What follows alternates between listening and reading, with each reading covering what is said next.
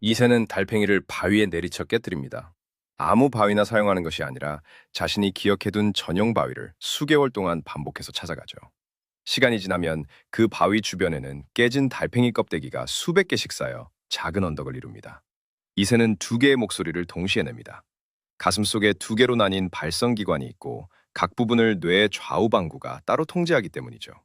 여러분이 듣는 맑은 피리 소리는 사실 새가 스스로와 함께 부르는 이중창인 셈입니다. 이 새는 땅 밑을 기어가는 벌레 소리도 듣습니다.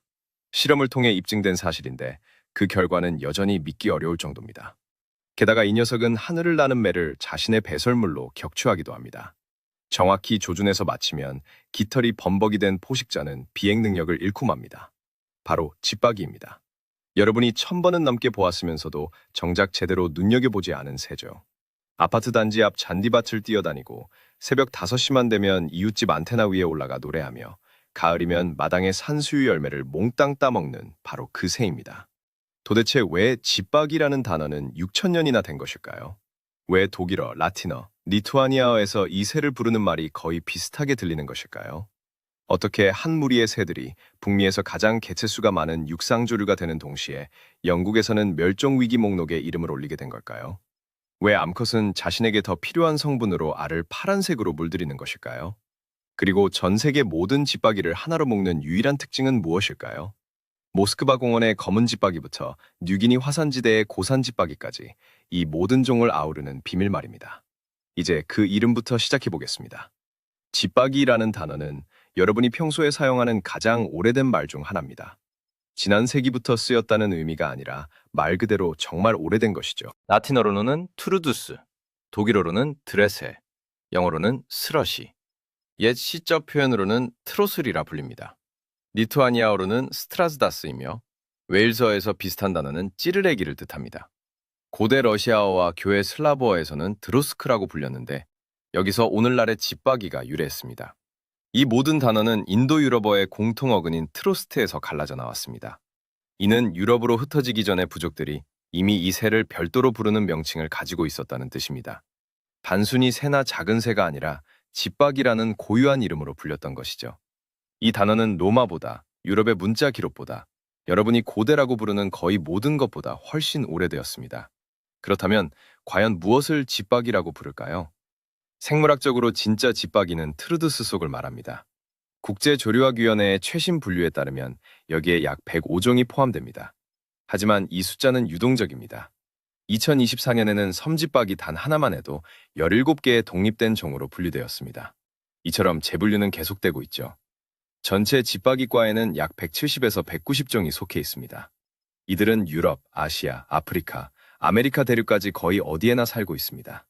그린란드부터 티에라델푸에고 제도까지, 도심 공원부터 해발 3km 산악지대까지 그들의 서식지입니다. 안타티카와 북극의 가장 혹독한 구석을 제외하면 어디든 있죠. 러시아에는 14종이 번식하고 드물게 한 종이 더 찾아옵니다. 그중 5종은 여러분도 확실히 마주친 적이 있을 겁니다. 개똥집박이는 우리나라에서 가장 흔한 종입니다. 회색 머리와 붉은 등 얼룩덜룩한 가슴이 특징이죠. 매우 시끄럽고 자기들끼리 군락을 이루어 삽니다. 개개비 사촌으로도 불리는 되새류와 혼동하기 쉽지만 흰 눈썹 집박이는 가장 작고 눈 위에 밝은 눈썹 무늬가 이름의 유래가 되었습니다. 모래집박이는 수수하고 갈색빛이 도는 회색이며 밝은 가슴에 짙은 반점이 있어 흔히 나이팅게일의 노래와 혼동되곤 합니다. 더구나 몸집이 크고 묵직한 되노래집박이는 단독 행동을 즐깁니다. 마지막으로 검은 집박이는 수컷이 수처럼 검고 부리가 선명한 노란색이며 암컷은 짙은 갈색을 띠는데 인간의 도시에 가장 잘 적응한 종입니다. 크기도 색깔도 성격도 다른 이 5종류의 새들. 서류상 같은 과라는 점을 제외하면 무엇이 공통점일까요?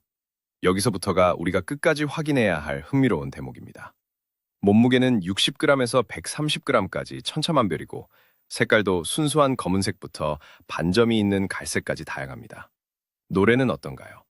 검은 집박이는 낮고 느린 반면 노래집박이는 빠르고 반복적이며 개똥집박이는 노래라기보다는 딱딱거리는 소리에 가깝습니다. 생활 방식도 천차만별이죠. 어떤 종은 수천 킬로미터를 이동하지만 어떤 종은 평생 한 공원에서 머뭅니다. 이과 전체를 아우르는 단 하나의 특징을 찾으려던 조류학자들은 결국 단 한 가지 사실을 발견했습니다. 그것은 성체가 아닌 새끼 때 나타나는 특징입니다. 그 부분은 나중에 다루기로 하고 일단 그들의 신체 구조를 살펴봅시다. 집박이의 몸은 놀랍도록 정교합니다. 아래쪽, 즉 다리부터 시작하죠. 대부분의 작은 새들과 집박이를 구분짓는 것은 바로 다리입니다. 참새, 박새, 돼새의 발목, 발꿈치와 발가락 사이를 보면 앞쪽에 작은 비늘들이 겹쳐진 형태를 띱니다. 하지만 집박이는 다릅니다. 이들은 앞쪽에 이음새가 없는 하나의 통으로 된 판을 가지고 있습니다. 학자들은 이를 두고 마치 매끈한 장화를 신은 것 같다고 표현합니다. 아주 작은 특징 같지만 실제 현장에서는 이 장화 같은 다리를 보고 집박이임을 단번에 알아봅니다. 발가락은 앞쪽으로 3개, 뒤쪽으로 1개가 있습니다. 이는 명금류의 일반적인 구조인데 자동으로 잠기는 구조로 작동합니다. 집박이가 나뭇가지에 앉아 다리를 굽히면 힘줄이 저절로 팽팽해지면서 발가락을 꽉 움켜줍니다. 새는 굳이 힘을 주어 버틸 필요가 없습니다. 다리를 펴기 전까지는 계속 붙잡고 있는 상태가 유지되죠. 그래서 잠든 집박이는 나뭇가지에서 떨어지지 않는 것입니다. 부리를 볼까요? 이 부분을 숲속 이웃들과 비교해보면 재미있습니다. 딱따구리의 부리는 끌 같고 붉은 배집박이 또는 십자부리를 가위처럼 엇갈려 있으며 매의 부리는 갈고리 모양입니다. 이 3가지 도구는 특정한 작업에 특화되어 다른 용도로는 거의 쓸모가 없습니다. 반면 집박이의 부리는 중간 길이의 직선 형태이며 끝만 살짝 굽어 있습니다. 특출난 점이 없어 보이지만 그 범용성이야말로 핵심입니다. 이 부리로는 지렁이를 굴에서 끊어지지 않게 잡아당길 수 있고 썩은 잎을 뒤집을 수도 있으며 산수유 열매를 통째로 삼키거나 머리를 휘둘러 달팽이 껍데기를 깰 수도 있습니다. 하나의 도구로 4가지 역할을 수행하는데 어느 것 하나 완벽하진 않아도 못할 것이 없습니다. 이 다재다능한 부리가 집박이가 100종이 넘게 번성하며 어디서든 살 수 있는 이유입니다. 전문가들은 특정 자원에만 의존하지만 범용적인 집박이는 환경 변화에도 유연하게 대처합니다. 검은 집박이 수컷의 부리는 일종의 신호판이기도 합니다. 선명한 노란색 부리와 눈 주위의 노란 고리는 사실 새의 몸에서 스스로 만들어낸 색이 아닙니다. 먹이를 통해서만 섭취할 수 있는 카로티노이드 색소로 만들어지죠. 아프거나 굶주린 수컷은 화려한 부리를 유지할 수 없습니다. 색소를 다른 생존을 위해 써야 하니까요. 그래서 노란색의 농도는 곧 건강을 증명하는 정직한 광고입니다. 암컷과 경쟁자들에게 자신의 상태가 얼마나 뛰어난지 알리는 수단인 셈이죠. 집박이의 날개는 몸 크기에 비해 짧고 둥급니다. 이는 속도를 내기 위한 칼새의 날개도 하늘을 유유히 떠다니기 위한 독수리의 날개도 아닙니다. 이 날개는 순간적인 도약을 위한 것입니다. 땅에서 수직으로 솟구쳐 오르고 나뭇가지 사이를 잽싸게 통과하며 덤불 뒤로 몸을 숨기기에 최적화되어 있죠. 집박이는 땅과 덤불 사이의 경계에서 살아가므로 그 비행술은 열린 하늘이 아니라 좁은 공간에 맞춰져 있습니다. 그렇다고 해서 한 번에 수백 킬로미터를 날아가야 할 때 문제가 되는 것은 아닙니다. 눈은 머리 양옆에 달려 있어 시야가 거의 360도에 가깝습니다. 앞과 뒤를 동시에 볼 수 있죠.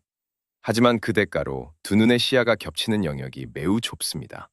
그래서 집박이의 입체 시력은 여러분보다 훨씬 떨어집니다. 대신 색을 감별하는 능력은 압도적으로 뛰어납니다. 인간의 망막에는 빨강, 초록, 파랑의 3가지 원추세포가 있지만 집박이는 4가지를 가지고 있습니다. 4번째 원추세포는 자외선까지 감지할 수 있죠. 각각의 원추세포에는 색깔을 띤 기름방울이 들어있는데 이것이 일종의 광학 필터 역할을 수행합니다. 특정 범위의 빛만 통과시켜 색상에 대한 인지 범위를 좁히고 덕분에 색조를 구분하는 능력이 더욱 예리해지죠. 실질적인 결과는 이렇습니다. 우리 눈에는 비슷해 보이는 열매라도 집박이에게는 잘 익은 것과 덜 익은 것의 차이가 훨씬 더 극명하게 다가옵니다. 과실 표면의 왁스층은 자외선을 반사하여 스스로 빛을 내는 듯 보이고 동료의 깃털에는 우리가 전혀 볼 수 없는 정교한 무늬가 새겨져 있습니다. 나뭇가지에 나란히 앉아있는 집박이라 할지라도 사실 저마다 다른 풍경의 정원을 바라보고 있는 셈입니다. 집박이의 골격은 새들의 전형적인 설계에 따라 무게를 최대한 줄였습니다. 뼈의 일부분은 속이 비어있고 그 안으로 기낭의 돌기가 뻗어 있습니다. 가슴뼈에는 용골돌기가 솟아있어 날개를 젓는 강력한 근육들이 그곳에 단단히 붙어있죠. 몸무게가 100g 남짓한 이 새는 자기 몸무게보다 더 무거운 깃털을 달고 삽니다.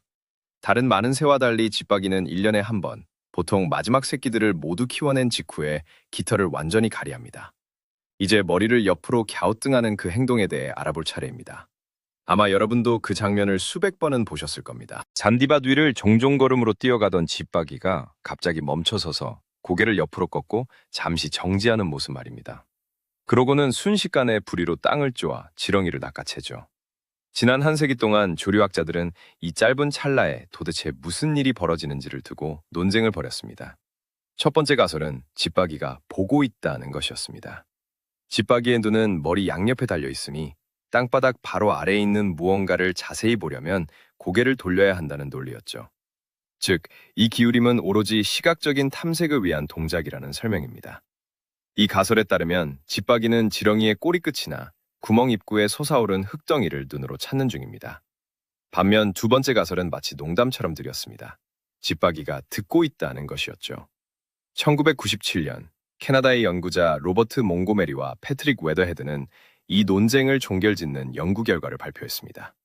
그들은 붉은 갈색 가슴이 특징인 미국산 울새 집박이들을 흙상자가 들어있는 사육장에 넣고 미럼을 숨겨두었습니다. 그 다음 연구진은 새의 감각 경로를 하나씩 차단하기 시작했습니다. 먼저 시각을 차단했습니다. 벌레를 불투명한 층 아래 숨겨 물리적으로 전혀 볼 수 없게 만들었지만 새들은 여전히 벌레를 찾아냈습니다. 그 다음은 후각이었습니다. 화학적인 흔적을 제거했지만 역시나 찾아냈습니다. 진동까지 차단하여 벌레의 움직임이 흙을 통해 표면으로 전달되지 않게 했음에도 새들은 어김없이 먹이를 찾아냈습니다. 남은 설명은 단 하나였고 이를 증명하기 위해 직접적인 실험을 진행했습니다. 사육장에 미세한 소리마저 묻어버리는 백색 소음을 틀어놓자 사냥 성공률이 급격히 떨어졌습니다. 집박이는 지렁이를 느끼거나 운으로 맞히는 것이 아니라 소리를 듣고 있었습니다. 그들이 도대체 어떤 소리를 듣는지 잠시 상상해 보십시오. 지렁이가 기어갈 때 그 미세한 강모들이 흙벽에 스치며 내는 소리는 인간의 청각으로는 도저히 구분할 수 없는 물리적 한계치에 있는 소리입니다. 몸무게 80g인 이 새는 풀밭을 스치는 바람 소리와 나뭇잎 바스락거리는 소음 속에서 그 소리만을 골라내는 것입니다. 기술적인 원리 또한 매우 흥미롭습니다. 새의 귓구멍은 깃털로 덮여 있으며 머리 옆쪽, 눈보다 조금 뒤쪽 아래에 위치합니다. 집박이가 고개를 갸우뚱하는 것은 바로 그 귀를 땅 쪽으로 밀착시키는 동작이었던 겁니다. 지난 100년간 시각적인 현상으로만 설명되어 왔던 그 유명한 동작의 실체는 청각을 위한 것이었죠. 하지만 더 중요한 핵심은 귀가 아니라 두개골에 있습니다. 새들은 머릿속을 가로지르는 공기 통로를 통해 양쪽 중이가 서로 연결되어 있습니다. 고막이 독립적으로 작동하는 것이 아니라 서로 연동되어 있는 셈입니다. 소리는 한쪽 고막을 밖에서 압박하고 통로를 거쳐 반대편 고막을 안쪽에서 압박합니다. 이 기압 차이가 새들에게 공학자들이 말하는 지향성을 제공합니다. 호도할 만한 크기의 작은 머리로는 인간처럼 양쪽 귀에 도달하는 소리의 시간차를 이용해 소리의 방향을 알아낼 수 없습니다. 하지만 새들은 두개골 구조라는 수준에서 이 문제를 해결했습니다. 이 시스템은 새가 완벽하게 집중했을 때만 작동합니다. 사냥 패턴인 질주, 정지, 정적, 기울임, 타격이 여기서 비롯됩니다. 집박이는 달리는 도중에는 소리를 들을 수 없기에 반드시 이 초간의 완벽한 정지 상태가 필요한 것입니다. 다음번에 잔디밭에서 집박이를 본다면 그 멈춤의 순간을 눈여겨보세요. 그것은 당황하거나 방심한 모습이 아닙니다. 그것은 정밀한 측정 장비가 작동하는 순간입니다. 청각이 집박이 머리의 절반을 차지한다면 나머지 절반은 목소리입니다. 여기서부터는 왜 이 새들이 오랫동안 새장에 갇혀 지내며 수많은 시의 소재가 되고 유럽 최고의 가수로 불렸는지에 대한 이유가 드러납니다. 인간의 소리는 호흡기 상단에 있는 후두에서 생성되지만 새들의 소리 근원은 훨씬 깊은 곳, 기관이 두 개의 기관지로 갈라지는 바로 그 지점에 있습니다. 이 기관을 시링크스라고 부르는데 그리스 신화에서 갈대로 변한 요정의 이름에서 따온 것입니다. 시링크스의 구조를 정확히 이해해야 이 놀라운 원리를 파악할 수 있습니다. 이것은 단순히 한 개의 관과 성대로 이루어진 것이 아니라 갈림길 형태를 띠고 있습니다. 두 갈래로 나뉜 각 경로에는 진동하는 주름인 입술과 독자적인 근육 세트가 존재합니다. 명금류의 경우 이 근육이 최대 7쌍까지 존재하며 각각 독립적으로 작동합니다. 왼쪽 시링크스는 뇌의 왼쪽 방구가, 오른쪽은 오른쪽 방구가 관장합니다. 그 결과 새는 두 개의 독립적인 소리 발생원을 자유자재로 다룰 수 있습니다. 한쪽으로는 낮은 음을, 다른 한쪽으로는 높은 음을 낼 수 있죠. 이 두 음은 서로 다른 음량과 변화를 가진 채 동시에 울려 퍼집니다. 집박이들은 이 능력을 그 누구보다 탁월하게 활용합니다. 맑고 따뜻하며 메아리가 섞인 듯한 그 유명한 플루트 음색은 바로 이런 이유로 만들어집니다. 시링크스의 두 반쪽이 각기 다른 음을 만들어내어 하나의 입체적인 소리로 합쳐지는 것입니다. 인간의 귀는 그 복합적인 소리를 하나의 문장으로만 듣고 분해하지 못하지만 분광기로 분석해보면 두 개의 별도선이 분명하게 보입니다. 어떤 인간 가수도 스스로 화음을 넣는 듀엣을 부를 수 없지만 집박이는 이를 아침마다 200번씩이나 해냅니다. 이제 종마다 다른 노래의 차이를 들어볼 텐데 그 차이는 정말 극명합니다. 집박이는 짧은 구절을 구성해 이를 2번, 3번, 때로는 4번씩 반복하고 다음 구절로 넘어갑니다. 영국 작가들은 이를 두고 마치 모든 생각을 확인하듯 2번씩 말하는 웅변가의 화법에 비유하기도 했습니다. 수컷의 레퍼토리는 수백 가지의 구절로 이루어지는데 그중 일부는 스스로 창조하고 일부는 이웃이나 다른 종, 아주 드물게는 기계음에서 빌려오기도 합니다. 검은 집박이의 노래는 전혀 다릅니다. 훨씬 느리고 음정이 낮으며 리듬 또한 자유롭습니다. 여기에는 이성적으로 설명하기 어려운 특징이 하나 있는데 바로 그 소리가 매우 인간적으로 들린다는 점입니다. 검은 집박이의 선율은 유럽인들에게 익숙한 음정 체계를 자주 따르기 때문에 그 플루트 같은 구절들을 우리가 쉽게 따라 부를 수 있는 것입니다. 많은 작곡가가 이를 포착해 자신의 작품에 반영하기도 했습니다. 반면 노랑 집박이는 이 질서를 완전히 깨뜨립니다. 노래 대신 착착착 하는 거칠고 날카로운 소리를 내는데 이는 마치 딱딱거리는 레칫 소리에 가깝습니다. 아름다움과는 거리가 멀죠. 하지만 이 소리는 500m 밖에서도 들립니다. 시끄러운 군락을 이루어 살며 끊임없이 이웃과 다툼을 벌이는 새에게는 이런 강렬한 신호가 딱 필요하기 때문입니다. 한 가족, 하나의 기관 형태를 가졌음에도 이들은 각자의 생존 방식에 맞춰 완전히 다른 세 가지 해답을 내놓았습니다. 특히 검은 집박이의 노래와 관련해서는 지금 우리 도시에서 흥미로운 변화가 일어나고 있습니다. 연구자들이 도시의 검은 집박이와 숲의 검은 집박이를 비교한 결과 확연한 차이가 발견되었습니다. 도시의 새들은 더 높은 주파수로 노래하고 구절 사이의 간격도 훨씬 짧습니다. 이유는 단순합니다. 교통소음이 저주파를 덮어버리기에 더 높은 음으로 노래해야 암컷사에게 자신의 존재를 알리고 영역을 지킬 수 있기 때문입니다. 두 번째 차이는 시간입니다. 도시의 집박이들은 숲의 새들보다 훨씬 일찍, 심지어는 아주 이른 새벽부터 노래를 시작하는데 이는 인공조명 때문인 것으로 밝혀졌습니다. 창밖의 가로등이 새들의 내부 생체 시계를 앞당겨버린 것이죠. 2월의 새벽 4시, 여러분의 발코니 아래에서 들려오는 집박이의 노래는 결코 넘치는 감정 때문이 아닙니다. 노래하는 것은 그저 평온한 일상이 아니라 생존을 위한 투쟁입니다.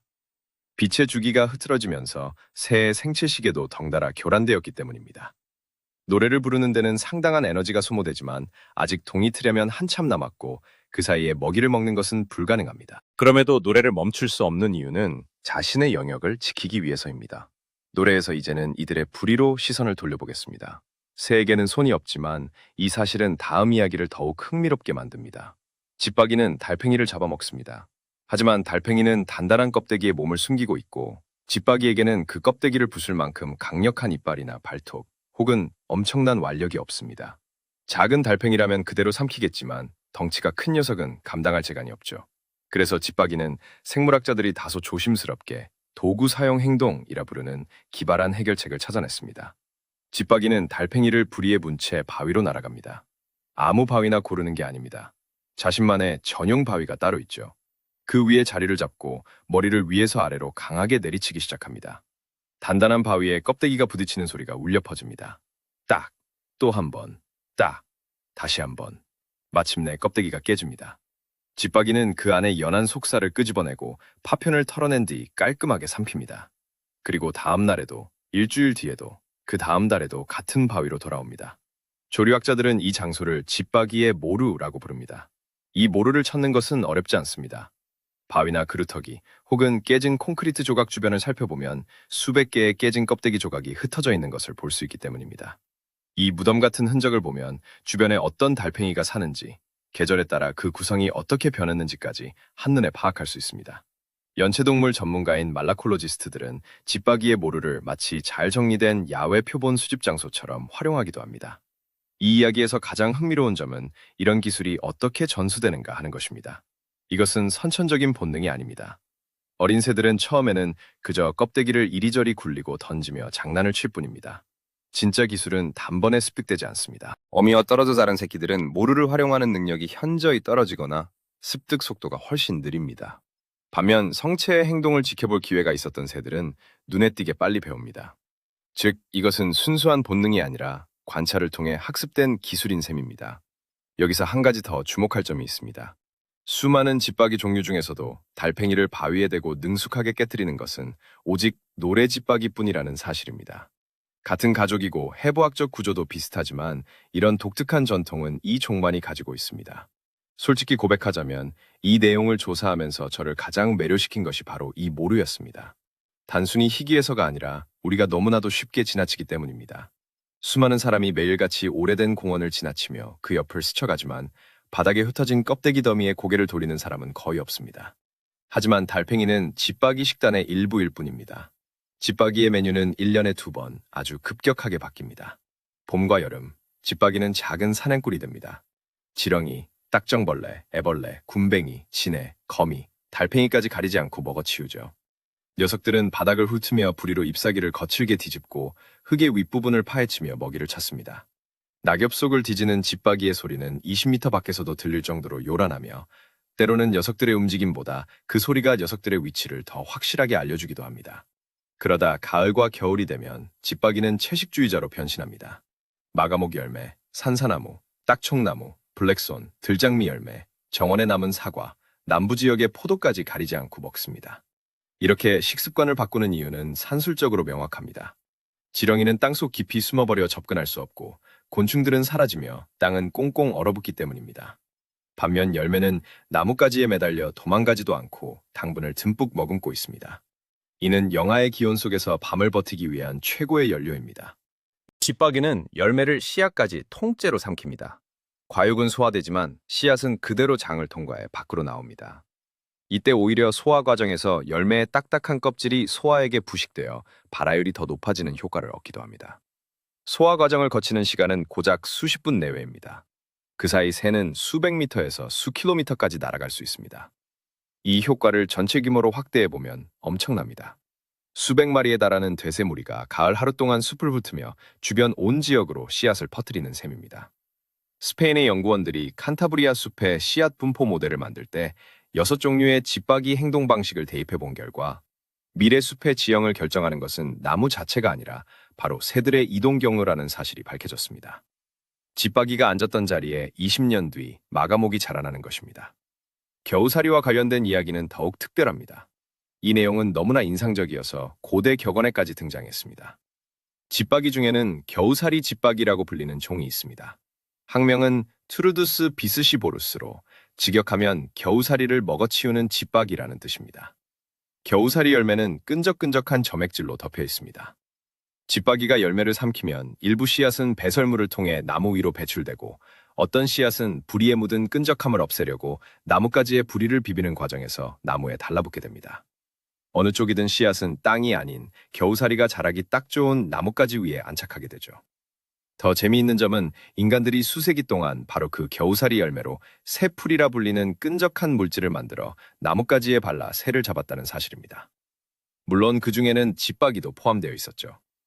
이를 지켜본 로마인들은 집박이가 자신의 불행을 위해 스스로 배설한다 라는 격언을 만들었습니다. 제 손으로 제 무덤을 파는 사람을 비유할 때 쓰는 말이었죠. 새들이 퍼뜨린 식물이 결국 자신들을 잡는 도구가 된다는 역설, 참으로 묘한 일입니다. 다행히 집박이에게는 조금 억울한 면이 있습니다. 고대 작가들은 겨우살이가 오직 집박이의 배설물에서만 자란다고 믿었지만 그것은 다소 과장된 표현입니다. 하지만 겨우살이 집박이와 겨우살이 사이의 긴밀한 관계는 오늘날까지도 실제합니다. 사과나무 과수원이 많은 영국에서는 집박이들이 여전히 겨우살이를 퍼뜨리는 주요 운송책 역할을 하고 있습니다. 이제 집박이들이 어떻게 천적을 하늘에서 격퇴하는지에 대한 이야기로 넘어가겠습니다. 대부분의 명금류는 혼자 지내거나 흩어져 둥지를 틉니다. 한 쌍이 영역을 차지하고 동족들을 내쫓으며 최대한 둥지를 숨기는 것이 생존 전략이죠. 논리는 단순합니다. 눈에 띄지 않아야 살아남는다는 것입니다. 하지만 돼새는 정반대의 방식을 택합니다. 이들은 집단으로 모여 삽니다. 10쌍, 30쌍, 많게는 100쌍이 넘는 무리가 하나의 자작나무 숲에 모여 때로는 같은 나무 줄기에 둥지를 2개씩 틀기도 합니다. 숲은 끊임없이 시끄럽습니다. 이런 규모라면 숨는다는 건 이론적으로도 불가능합니다. 돼새들의 군락은 멀리서도 들리고 보입니다. 은밀함이라는 측면에서 보면 완벽한 실패지만 방어라는 측면에서는 치밀한 계산이 깔려 있습니다. 돼새 군락에 회색 까마귀가 접근할 때 어떤 일이 벌어지는지 살펴보겠습니다. 처음 발견한 새가 날카로운 지저귀으로 경보를 울리면 곧바로 모든 새가 합세합니다. 몇 초 지나지 않아 하늘에는 수십 마리의 새가 날아오릅니다. 녀석들은 까마귀의 위와 뒤를 정령하고 파상 공세를 펼칩니다. 천적을 향해 울음소리를 내며 위협하는 것은 많은 새가 사용하는 일반적인 전략입니다. 하지만 돼새는 여기에 자신들만의 강력한 한 방을 더합니다. 바로 정조준 배설물 공격입니다. 새들은 천적의 머리 위를 지나가며 순간적으로 액체 상태의 배설물을 쏟아붓습니다. 한 번, 두 번, 10번. 끈적하고 달라붙는 이 배설물은 깃털의 미세한 갈고리 구조를 엉망으로 만듭니다. 이는 날아다니는 포식자에게는 치명적인 사형 선고와도 같습니다. 깃털은 그 미세 구조가 완벽하게 결합되어 날개 표면이 매끄러울 때만 제 기능을 하기 때문입니다. 배설물 범벅이 된 날개는 양력을 잃어버립니다. 충분히 공격받은 천적은 처음에는 기동성을 잃고 그 다음에는 고도를 잃으며 심하게 오염되면 아예 날아오를 수조차 없게 됩니다. 실제로 대세군락이 말똥가리만큼 큰 맹금류를 이런 식으로 제압했다는 기록도 존재합니다. 노르웨이의 조류학자 우비 호그스타트와 동료들은 이를 과학적으로 검증하기 위해 군락에 다양한 천적 모형을 설치하고 공격 횟수와 명중률을 측정했습니다. 그 과정에서 매우 흥미로운 사실이 밝혀졌습니다. 터세인 돼새류는 깃털이 난 포식자인 말똥가리가 나타나면 정조준한 배설물 세례를 퍼붓는 식으로 맞섭니다. 하지만 네 발 달린 짐승, 예컨대 족제비 같은 포식자를 대할 때는 반응이 완전히 달라집니다. 물론 울음소리를 내고 낮게 급강하하며 경계심을 드러내긴 하지만 포유류에게는 배설물 공격을 거의 하지 않죠. 이유는 매우 논리적입니다. 털로 덮인 짐승에게 오물 따위는 별다른 방해 요소가 되지 못하기 때문입니다. 녀석들은 몸을 털어버리면 그만이니까요. 반면 깃털을 가진 새들에게 배설물은 비행의 핵심인 공기역학적 기능을 완전히 망가뜨립니다. 돼새류는 상대하는 포식자의 유형을 정확히 파악하고 그에 맞는 방어 수단을 선택하는 셈입니다. 바로 이 지점에서 왜 이들이 집단으로 모여 사는지가 명확해집니다. 한 쌍이 말똥가리를 향해 공격을 퍼부어봤자 효과는 미미합니다. 하지만 100마리의 새가 동시에 달려들어 공격을 쏟아부으면 포식자를 확실하게 제압할 수 있습니다. 방어 화력의 밀도는 인근에 있는 둥지의 수에 정비례합니다. 호크스타드의 연구 결과에 따르면 포식자의 압박이야말로 돼새류가 집단 생활을 선택하게 만든 근본적인 요인입니다. 둥지가 자주 습격당하는 곳일수록 새들은 서로 더 바짝 붙어 지냅니다. 물론 그 대가는 적지 않습니다. 군락은 시끄럽고 1km 밖에서도 눈에 띌 정도로 눈에 띄며 좁은 공간에서 서로의 둥지 재료를 훔치기도 하고 질병이나 기생충도 매우 빠르게 퍼지기 때문이죠. 그럼에도 돼새류는 은밀함을 포기하는 대신 집단 방어라는 길을 택했고 현재 러시아에서 가장 개체 수가 많은 집박유류라는 사실을 보면 이 거래는 매우 성공적이었던 것으로 보입니다. 그렇다면 이제 이들이 그토록 사력을 다해 지키려는 둥지 내부를 들여다보겠습니다. 모든 과정은 3월, 남부 지역이라면 2월부터 시작되는 영토 다툼과 함께 시작됩니다. 수컷은 자신의 구역을 차지하고 소리 높여 영역을 선포합니다. 영역의 크기는 먹이가 얼마나 풍부한지에 따라 결정됩니다. 먹이가 넘쳐나는 공원이라면 0.5헥타르 정도로도 충분하지만 먹이가 부족한 숲에서는 훨씬 더 넓은 영역이 필요합니다. 영역의 경계는 싸움이 아니라 노래로 유지됩니다. 싸움은 양측 모두에게 너무 큰 손실을 주기 때문입니다. 집박이류의 구애 방식은 다소 절제되어 있습니다. 수컷은 암컷 주위를 돌며 꼬리를 활짝 펴고 날개를 낮게 들어뜨린 채 목을 길게 빼고는 평소 노래와는 전혀 다른 낮고 부드러운 소리를 냅니다. 때로는 암컷에게 먹이를 건네주기도 합니다. 이들은 기본적으로 한 시즌 동안 짝을 이룹니다. 한 곳에 정착해 사는 새들은 다음 해에도 같은 짝과 지내는 경우가 종종 있는데 이는 애정 때문이라기보다는 같은 영역을 고수하기 때문입니다. 두 마리 모두 지난번에 성공적으로 번식했던 그 장소로 다시 돌아오는 것이죠. 한여름 동안 한 쌍은 보통 2번, 날씨와 먹이 환경이 좋다면 3번까지도 새끼를 기릅니다. 이 과정은 겹치기식으로 진행됩니다. 암컷은 새 둥지를 짓고 새로운 알을 품는 동안 수컷은 이전 번식에서 태어난 새끼들이 스스로 먹이를 구할 수 있을 때까지 계속 돌봅니다.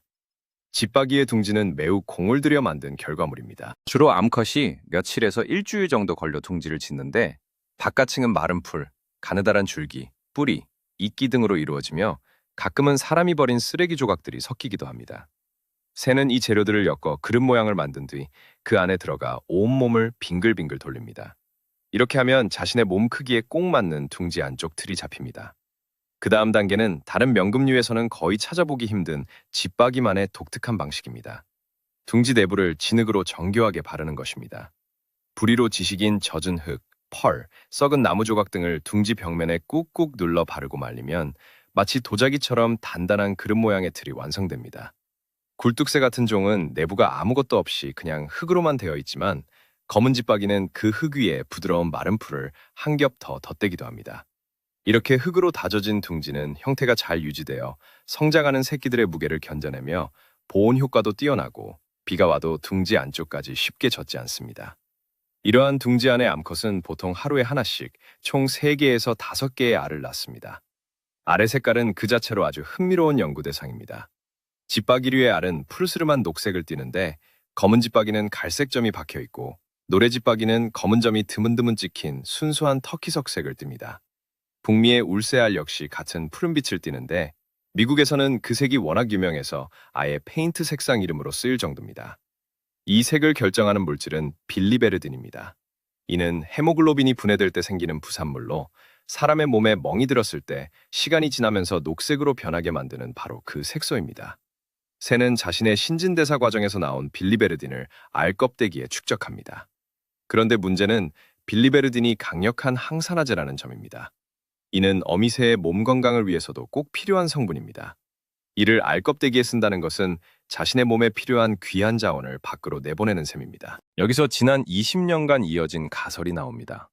만약 암컷이 알을 진한 푸른색으로 물들일 여력이 있다면 그만큼 항산화제가 몸에 넘쳐난다는 뜻이고 이는 곧 그녀가 매우 건강하다는 증거가 됩니다.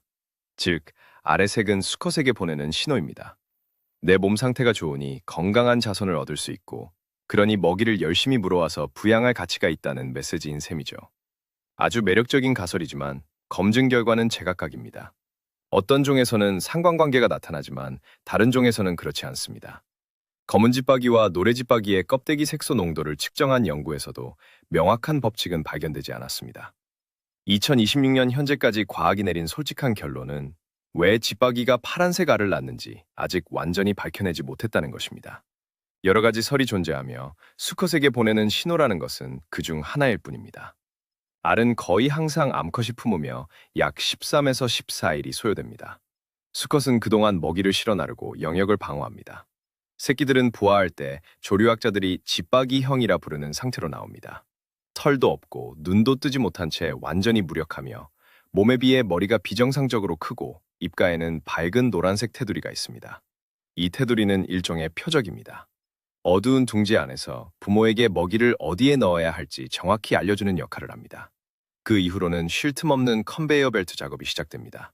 부모 새들은 동틀녘부터 해가 질 때까지 하루에도 수백 번씩 먹이를 물어 나릅니다.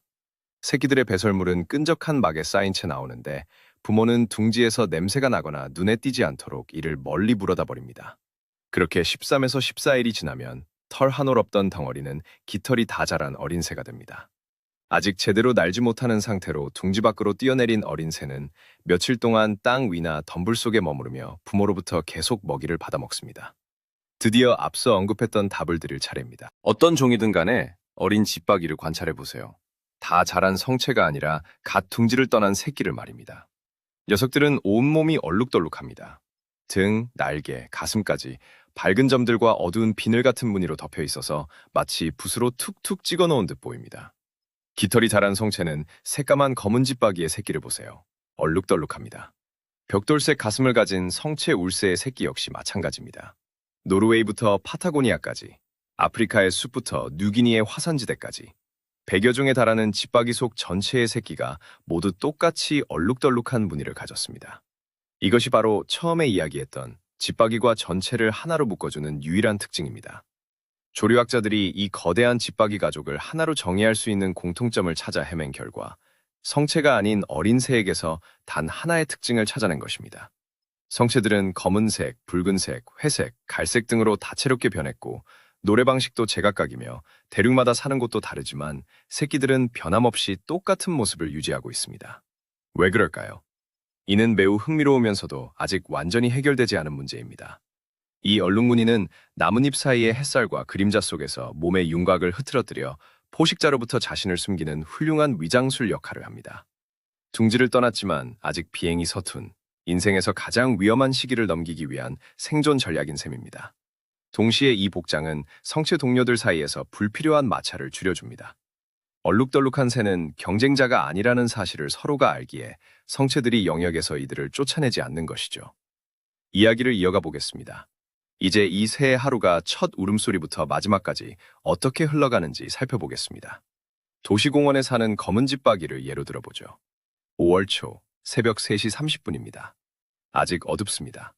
가장 먼저 일어나는 것은 아니지만 가장 먼저 일어나는 새들 중 하나임은 분명합니다. 수컷은 미루나무 꼭대기나 지붕의 끝 혹은 안테나처럼 높고 소리가 멀리 퍼질 수 있는 장소에 올라가 노래를 시작합니다.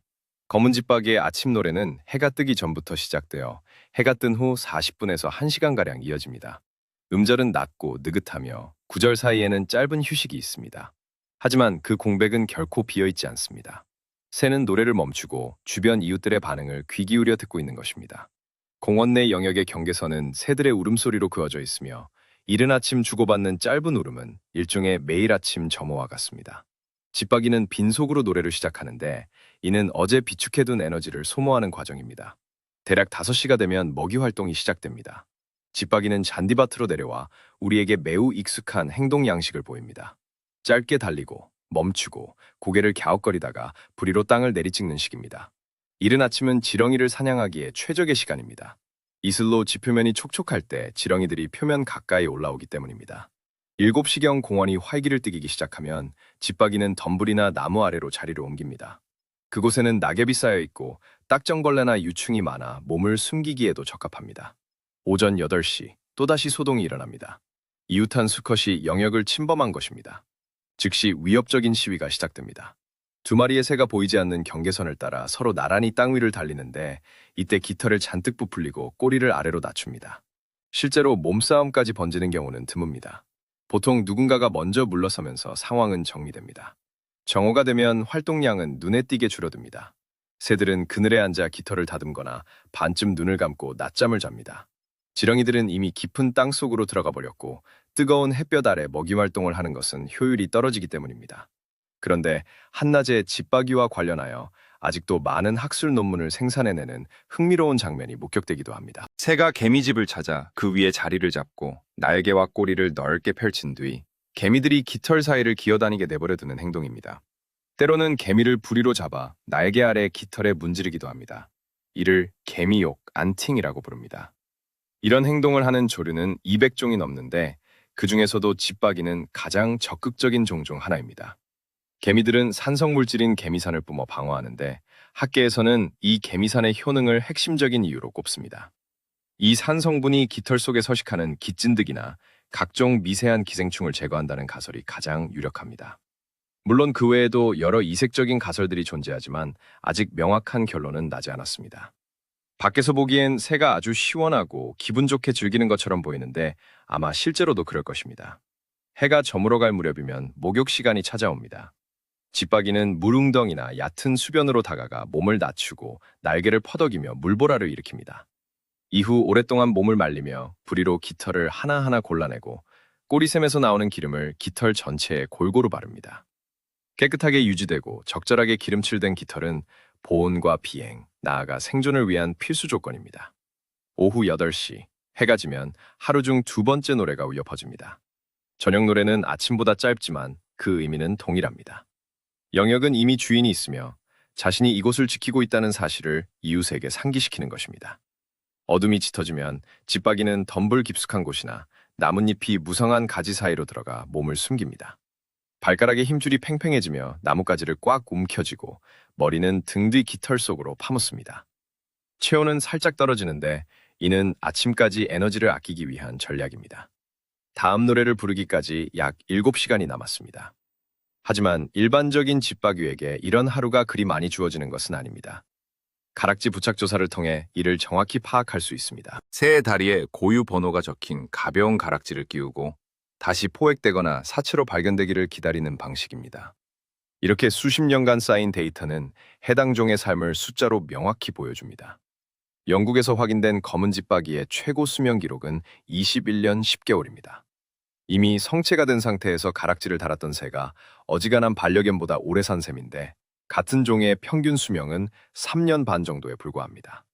최고 기록과 평균 사이의 엄청난 격차는 단 하나의 이유, 즉 어린 개체들의 높은 폐사율로 설명됩니다. 첫 해를 넘기는 새끼는 전체의 절반도 채 되지 않으며 10년 이상 생존하는 개체는 1% 미만입니다. 20년을 산 집박이는 장수했다는 표현보다 수만 마리 중 하나가 나타나는 통계적 예외라고 보는 것이 맞습니다. 그래서 여름 동안 2에서 3회에 걸쳐 번식하는 이유가 분명해집니다. 한 시즌에 9마리의 새끼를 키워낸 부모새라도 다음 봄까지 그중 2마리만이 자신의 둥지를 틀 기회를 얻는 것이 현실입니다. 집박이는 자식을 개별적으로 지키려 하기보다 숫자로 승부를 보는 전략을 택합니다. 그럼 이들을 누가 공격할까요? 목록은 매우 깁니다.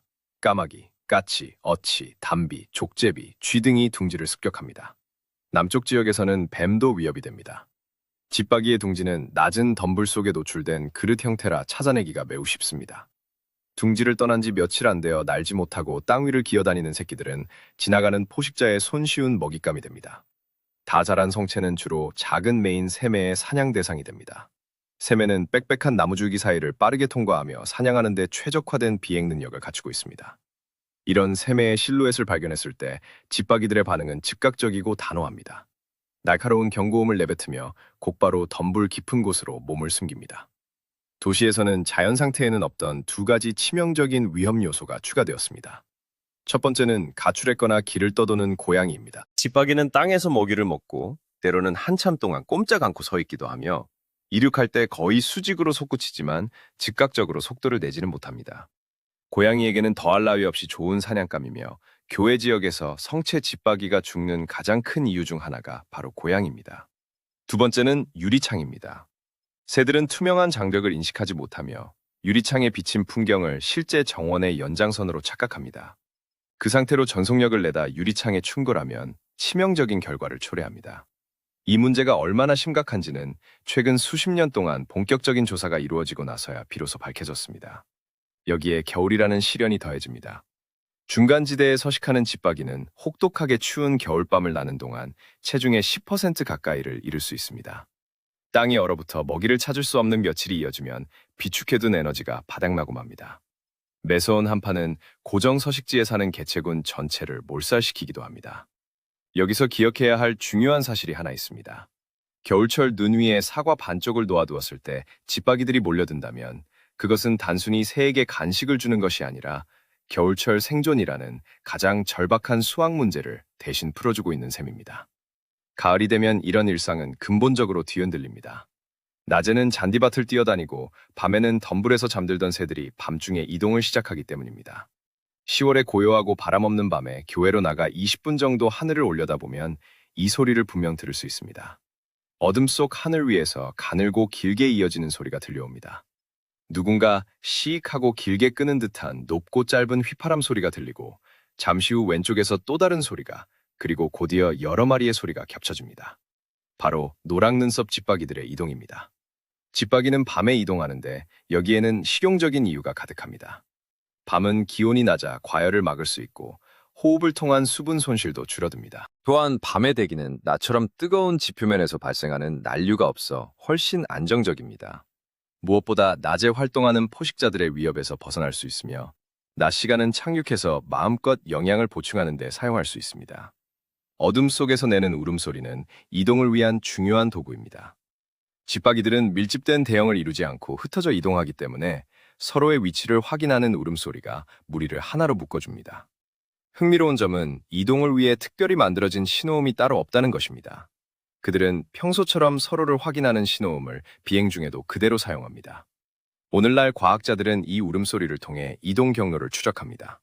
지붕 위에 설치된 마이크는 밤하늘의 소리를 기록하고 소프트웨어는 집박이의 목소리를 식별합니다. 동시에 수직 하늘을 비추는 레이더가 함께 작동합니다. 이 두 데이터를 합치면 특정 지점 상공을 지나가는 새들의 흐름을 실시간으로 파악할 수 있습니다. 이동거리는 상당합니다. 노랑 눈썹 집박이는 하룻밤 사이에 최대 800km를 이동할 수 있습니다. 여기서 가장 중요한 의문이 남습니다. 낯선 지역 상공에서 이정표 하나 없이 어떻게 어둠 속에서 방향을 유지하는 것일까요? 새들은 동시에 여러 개의 나침반을 사용합니다. 고정된 점 주위의 천체 위치를 이용한 별 나침반, 내부 시계를 보정하여 태양의 위치를 계산하는 태양 나침반, 지평선 근처에서 노을과 함께 형성되는 평광 패턴을 이용한 평광 나침반, 그리고 지구자기장의 역선을 읽는 자기 나침반까지 활용합니다.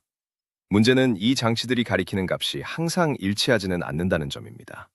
자북극과 지리적 북극은 서로 다르며 그 차이인 평각은 지역마다 다릅니다. 1000km를 이동하는 새는 하룻밤 사이에도 평각이 다른 구역들을 지나가게 됩니다. 만약 자기 나침반만을 맹신한다면 원래 목표한 방향에서 크게 벗어나고 말 것입니다. 2004년 윌리엄 코크런과 헨리 모리슨 그리고 마르틴 비켈스키는 학술지 사이언스에 새들이 어떻게 방향을 찾는지를 밝혀낸 연구 결과를 발표했습니다. 이 실험의 설계는 매우 대담했습니다. 연구진은 해질녘이 되기 전 집박이들을 붙잡아 두었다가 해가 지는 바로 그 시간에 동쪽으로 인위적으로 뒤틀린 자기장 속에 가두었습니다. 그 후 새들을 놓아주면서 무선 추적 장치를 달아 추적했는데 때로는 1000km 이상 떨어진 곳까지 차를 타고 따라갔습니다. 자기장이 교란된 상태에서 풀려난 새들은 원래 가야 할 북쪽이 아니라 서쪽으로 방향을 틀었습니다. 마치 뒤바뀐 자기장을 진짜라고 믿은 것처럼 행동한 것이죠. 하지만 가장 중요한 사실은 그 다음날 밤에 드러났습니다. 똑같은 개체들이 다음날 저녁 정상적인 노을을 목격하자 다시 정확하게 북쪽으로 방향을 잡은 것입니다. 여기서 도출된 결론은 이렇습니다. 새들의 자기 나침반은 절대적인 기계가 아닙니다. 그것은 매일 저녁 노을 지는 하늘과 수평선 부근의 평광 상태를 통해 새롭게 보정되는 바늘과 같습니다. 낮에는 태양을 보고 날고 밤에는 자기장을 따라 비행하되 자기장의 기준점은 저녁마다 새로 교정한다는 사실이 밝혀진 것입니다. 이 메커니즘으로 인해 자기 평각 문제와 새들이 자기 적도를 건널 때 겪는 혼란의 문제도 설명할 수 있게 되었습니다. 이후의 연구들은 모든 종이 같은 방식을 취하지는 않는다는 점을 시사했습니다. 일부 명금류들은 이러한 저녁 노을 보정을 활용하지 않기 때문입니다. 아직 모든 새에게 적용되는 통합적인 이론은 없지만 매일 저녁 나침반을 재설정한다는 아이디어는 바로 집박이 연구에서 시작되었습니다. 여기서 한 가지 짚고 넘어갈 점은 모든 집박이가 이동하는 것은 아니라는 사실입니다. 검은 집박이는 부분적으로만 이동하는 종입니다. 개체군의 일부는 떠나지만 일부는 남아서 겨울을 납니다. 일반적으로 북쪽에 사는 개체들일수록 이동성이 강하고 남쪽으로 갈수록 이동하는 개체는 줄어듭니다. 같은 개체군 내에서도 이동 여부는 각 개체의 나이와 성별 그리고 체지방 상태에 따라 결정됩니다. 그런데 도시에서는 흥미로운 현상이 발생합니다. 2014년에 발표된 연구에 따르면 도시 환경에 적응한 검은 집박이들은 이주 본능을 점차 상실하고 있습니다. 도심의 모이통과 음식물 쓰레기, 따뜻한 주택가, 그리고 얼지 않는 땅 덕분에 굳이 먼 길을 떠나지 않고 이곳에서 겨울을 나는 것이 생존에 더 유리해진 것입니다. 먹이가 풍부한데 굳이 위험한 비행을 감수할 이유가 없기 때문입니다. 여러 정황을 볼 때 이미 부분적으로 정착 생활을 하던 개체군이 도시를 가장 먼저 점령한 것으로 보입니다. 겨울을 나기로 결정하는 습성이 인간 세계로 진입하는 일종의 통행증이 된 셈입니다. 인간의 세계로 화제를 돌려보겠습니다. 집박이와 인간의 관계는 매우 길면서도 복합적입니다. 가장 먼저 새들에게는 불행한 이야기부터 시작해야 합니다. 과거 집박이는 대량으로 포획되어 식용으로 소비되었습니다. 고대 로마에는 트루다리움이라는 전용 시설이 있었는데 직역하면 집박이 사육장이라는 뜻입니다. 이는 잡혀온 집박이들을 가두어 살찌우기 위한 폐쇄적인 건축물이었습니다. 기원전 1세기의 로마 농학자 마르쿠스 테렌티우스 바로는 이러한 사육장의 구조를 상세히 기록했습니다. 새들이 움직이며 에너지를 낭비하지 않도록 빛을 차단한 어두운 실내, 좁은 창문, 곡물과 으깬 무화과를 담은 모이통, 그리고 물통이 갖춰져 있었습니다. 이곳에서 충분히 살이 오를 때까지 새를 가두었다가 시장에 내다 팔았는데 상당히 수익성이 높은 사업이었습니다. 플루타르코스는 집박이 사육을 고급 요리의 상징으로 언급했으며 아피키우스는 자신의 요리책에 집박이 요리법을 수록하기도 했습니다. 콜루멜라는 농업적인 관점에서 이를 분석했죠. 이뿐만이 아닙니다. 마요르카 섬의 로마 도시 폴렌티아에서 진행된 발굴 조사 결과 상점 부근의 쓰레기 더미에서 수많은 집박이 뼈가 발견되었습니다. 이는 당시 집박이가 도시에서 흔하게 구할 수 있는 길거리 음식으로 판매되었음을 의미합니다. 당시 집박이를 잡는 방법 중 하나는 앞서 언급했던 끈적한 세자비용 풀인 이소멜라를 사용하는 것이었습니다. 여기서 비극적인 순환이 완성됩니다. 새가 나무의 씨앗을 퍼뜨리고 그 식물의 성분을 이용해 새를 잡는 덫을 만드는 셈이니까요. 두 번째 관계는 새장 속의 노래입니다. 집박이와 검은 집박이의 노랫소리는 수세기 동안 유럽에서 높게 평가받았으며 집에서 기르는 것은 흔한 일이었습니다. 러시아에서도 집박이 사육은 꾀꼬리나 방울새와 마찬가지로 진지하게 다뤄졌습니다. 전문 새잡이들 사이에서는 집박이 노래의 마디와 기교를 분류하는 고유한 용어까지 존재했습니다. 세 번째는 문화적인 측면입니다. 집박이는 정원줄을 치고는 상당히 깊은 흔적을 문화계에 남겼습니다. 영어권에서 자란 사람이라면 누구나 아는 24마리의 검은 집박이를 파이에 구워 넣었다는 전래동요가 대표적입니다. 이것이 완전히 허구만은 아닌 것이 중세 후기 유럽 연회에서는 살아있는 새가 튀어나오는 파이를 대접하는 문화가 실제로 존재했습니다. 1968년 폴 맥카트니는 블랙버드라는 곡을 발표했습니다. 많은 이들이 이 노래를 다친 날개의 새를 위로하는 조용한 곡으로 이해했지만 훗날 맥카트니는 그 의미를 밝혔습니다. 그는 미국 리틀록의 인종차별 사건과 인종차별주의자들 속을 뚫고 학교에 등교하던 흑인 소녀들을 생각하며 썼다고 합니다. 즉, 노래 속의 새는 처음부터 새가 아닌 흑인 소녀를 상징했던 것입니다. 우리에게도 고유한 역사가 있습니다. 1973년 블라디미르 샤인스키와 세르게이 오스트로보이는 집박이들이 노래하는 것을 들어본 적 있나요? 라는 가사로 시작하는 노래를 발표했습니다. 겟나디 벨로프의 목소리로 불린 이 곡은 소련에서 가장 유명한 노래 중 하나가 되었고, 노래 속에서 집박이는 러시아의 노래하는 선택받은 존재로 묘사되었습니다. 러시아 동화 속에도 집박이는 등장하는데 두 가지 상반된 역할을 맡습니다. 집박이 예레메의 빛이라는 동화에서는 순진하고 선한 존재로, 여우와 집박이에서는 결국 여우를 지혜로 물리치는 영리한 존재로 그려집니다. 마지막 네 번째 관계는 오늘날 가장 흔한 형태인 모이통입니다. 집박이는 유럽 정원을 대표하는 조류입니다. 사람들은 이들을 위해 사과나 건포도, 불린 사료를 내놓습니다. 겨울철 먹이 제공은 새들의 생존율을 크게 변화시켰고, 이것이 사실상 검은 집박이가 도시 환경에 정착할 수 있게 만든 주요 원인이 되었습니다. 2000년이라는 시간 동안 집박이는 로마 시장의 요리 재료에서 창가에 찾아오는 친숙한 손님으로 변모했습니다. 이렇게 운 좋은 새는 흔치 않습니다. 다만 인간이 집박이에게 저지른 치명적인 실수가 하나 있는데 지구 반대편에서 아직도 그 여파를 겪고 있습니다. 바로 인간이 그들을 다른 대륙으로 옮겨놓았다는 사실입니다. 19세기 영국 식민지 시절에는 순화협회라는 조직들이 활동했습니다. 그들의 의도는 두 가지였습니다. 하나는 농작물의 해충을 잡아먹을 식충조류를 들여오려는 실용적인 목적이었고, 다른 하나는 고양의 소리가 그리워 영국에서 듣던 새 소리를 정원에서도 듣고 싶어 했던 감상적인 이유였습니다. 검은 집박이와 울집박이는 19세기 60년대 멜버른과 애들레이드 부근을 중심으로 수십 번이나 방사되었습니다. 뉴질랜드에서도 같은 취지로 자치정부의 재정을 지원받은 아클리마티제이션 협회가 활동했습니다. 결과적으로 새들은 너무 잘 적응해버렸습니다. 방사 후 약 15년 만에 뉴질랜드에서 집박이는 이미 유해조류로 분류되었습니다. 불만은 두 가지였습니다. 첫째는 정원의 과일을 망친다는 명백한 문제였고, 둘째는 우리가 생태적 이점이라고 분석했던 바로 그 능력 때문이었습니다. 집박이는 나무 열매의 씨앗을 퍼뜨리는데 문제는 마가목이나 귀룩나무가 아니라 뉴질랜드에 아무도 초대하지 않은 블랙베리와 딱총나무 씨앗을 퍼뜨려 그들이 토지를 정령하게 만든 것입니다. 같은 장 운동, 같은 짧은 소화 시간, 씨앗을 품은 채 하는 비행. 고향 숲에서는 숲 가장자리를 회복시키는 역할을 했지만 다른 대륙에서는 외래종 잡초를 확산시키는 주범이 된 것입니다. 한편 인간의 개입 없이 이루어진 두 번째 이주 사례도 있습니다. 지난 세기 1937년 1월 노르웨이에서 이동하던 개똥 집박이 무리가 폭풍을 만났습니다.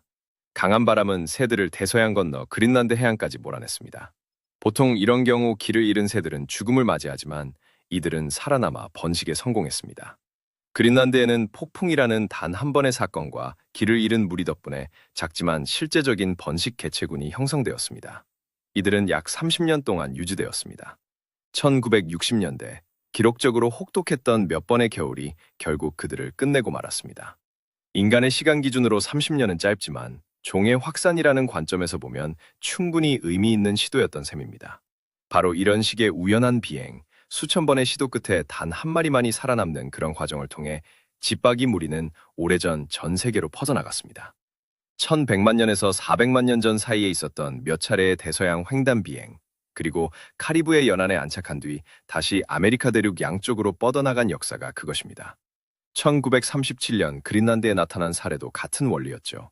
다만 우리는 그것을 기록으로 남길 수 있었을 뿐입니다.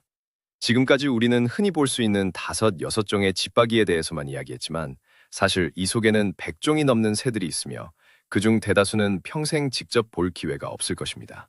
하지만 이들의 전체상을 제대로 이해하려면 적어도 가볍게라도 훑어볼 필요가 있습니다. 안데스 산맥에는 안데스 집박이가 살고 있습니다. 몸 길이 최대 33cm, 몸무게 175g에 달하는 이 속에서 가장 덩치가 큰 종으로 우리가 흔히 보는 검은 집박이보다 거의 2배나 무겁습니다. 이들은 해발 1800m에서 4000m에 이르는 고지대에 서식하며 보고타나 키토에 사는 사람들에게는 우리 집 마당에서 흔히 보는 되새나 집박이와 다를 바 없는 친숙한 새입니다. 아프리카에도 집박이는 많습니다. 그곳에서도 정원, 공원, 숲 가장자리를 배회하며 낙엽 아래를 뒤지는 등 우리와 비슷한 생태적 지위를 차지하고 있죠. 하지만 가장 놀라운 이야기는 섬에서 펼쳐집니다. 얼마 전까지 한 종으로 분류되었던 섬집박이라는 새가 있습니다. 이들은 수마트라에서 사모아까지 1만 킬로미터가 넘는 바다 위에 흩어진 작은 섬들에 퍼져 살고 있습니다. 각 섬에 고립된 이 새들은 서로 다른 환경에 맞춰 제각기 변화하기 시작했습니다. 그 결과 약 50여 개의 아종이 보고되었고 지구상 어떤 새와 비교해도 유례가 없을 만큼 다양한 외형적 특징을 갖게 되었습니다. 머리 색깔은 검은색, 갈색, 밤색 혹은 눈처럼 하얄 수도 있고 배 부분도 단색이거나 3가지 색이 섞인 형태를 띱니다. 크기와 신체 비율조차 섬마다 제각각이라 한 종이라 불리던 이 새가 사실은 50종이 넘는 서로 다른 새처럼 보이기도 했습니다. 2024년 유전학자들이 이 복잡한 퍼즐을 풀어내면서 섬집박이는 17개의 독립된 종으로 재분류되었습니다. 이야기 서두에 언급했던 집박이 속의 종 숫자가 갑자기 늘어난 이유가 바로 이것입니다. 여기서 우리는 집박이 그룹의 핵심적인 특징을 발견할 수 있습니다. 바로 범용성 높은 부리, 무엇이든 먹는 식성, 그리고 숲과 숲 가장자리, 나아가 인간 거주지까지 가리지 않는 적응력입니다. 이런 새들은 우연히 낯선 섬에 떨어진 뒤에도 수천 세대가 지나면 그 환경에 완벽하게 녹아들어 고유한 종으로 정착합니다. 특정 환경에만 의존하는 전문적인 종들은 서식지가 사라지면 함께 멸종하지만 범용성이 뛰어난 종들은 널리 퍼져나가 번성합니다. 100종이 넘는 집박이의 역사는 사실 이런 100번 이상의 적응기가 모여 만들어진 결과물인 셈입니다. 하지만 안타깝게도 통계는 행운이 모두에게 평등하게 찾아오지 않았음을 보여줍니다.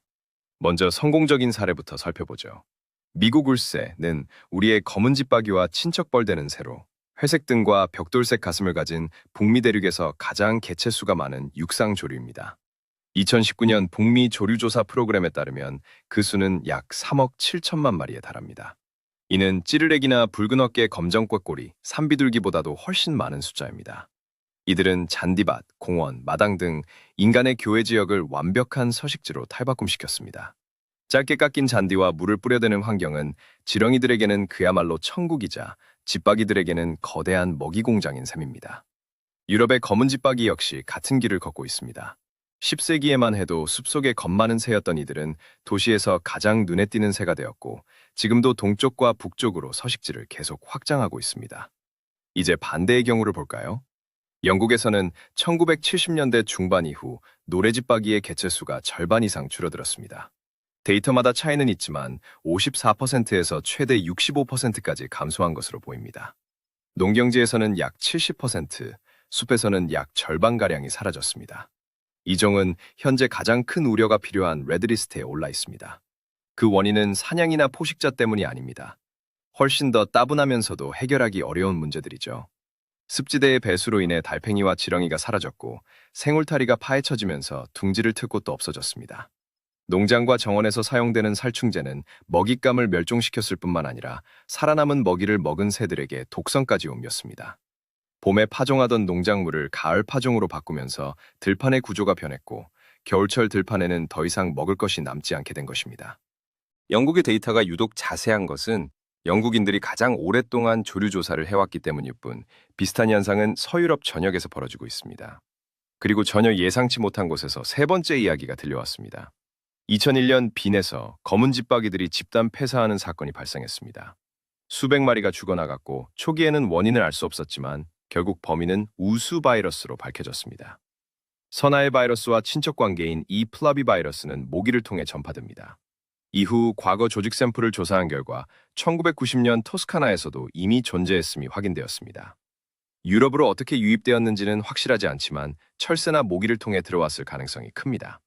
그 이후로도 오스트리아, 이탈리아, 독일, 헝가리, 체코에서 번갈아가며 확산되었고 2017년부터는 두 번째 파동이 시작되었습니다. 특히 검은 집박이는 이 바이러스에 취약해서 감염되면 빠르게 그리고 대량으로 폐사합니다. 결과에 대한 추정치는 다양하지만 한 연구는 바이러스가 활동하기 좋은 지역 내 검은 집박이 개체수가 약 15.5% 추가 감소했다고 보고했습니다. 물론 아픈 새가 집박이뿐만이 아니지만 집박이는 잔디밭에서 죽은 사체가 쉽게 발견되어 연구소로 전달되기 때문에 피해가 가장 잘 드러날 뿐입니다. 이제 전체적인 그림을 맞춰보죠.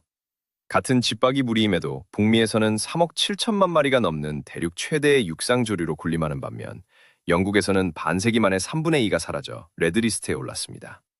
중앙유럽에서는 바이러스가 도시 개체군을 휩쓰는 와중에도 북쪽과 동쪽으로 꾸준히 영역을 넓혀가고 있죠. 이 모든 것은 모순이 아닙니다.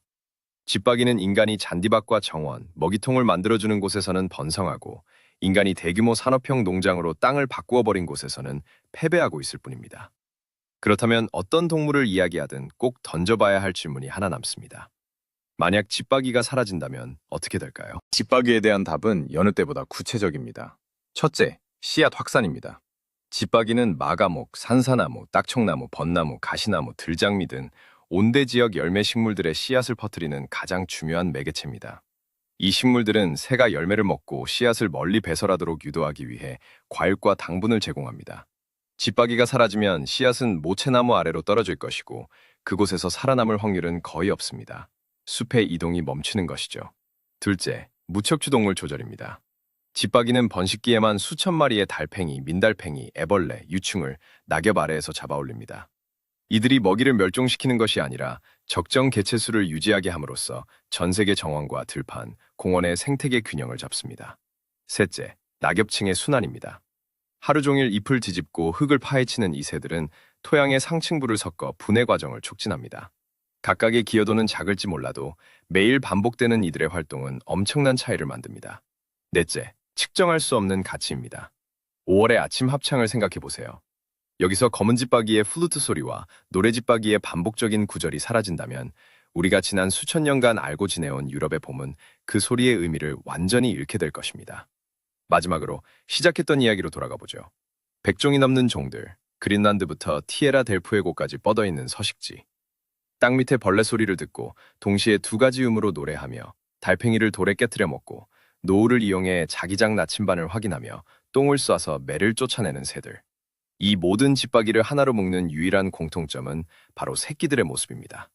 얼룩덜룩하고 비늘 모양의 깃털을 가진 평범하기 그지없는 그 모습. 모스크바 마당의 검은 집박이나 미국 잔디밭의 미국 울새나 뉴기니 산속의 산집박이나 그 갓 태어난 새끼들의 모습은 전부 똑같습니다. 다 자란 집박이들은 전 세계로 흩어지며 저마다 다른 모습으로 진화했습니다. 하지만 어린 시절은 다릅니다. 이들은 생애 초기 몇 주 동안 수백만 년 전 공통 조상이 입었던 것과 같은 깃털을 몸에 두르다가 이내 영원히 벗어던집니다. 아마 길가에서 입을 벌린 채 엉성하고 얼룩덜룩한 깃털을 가진 어린 새를 본 적이 있을 겁니다.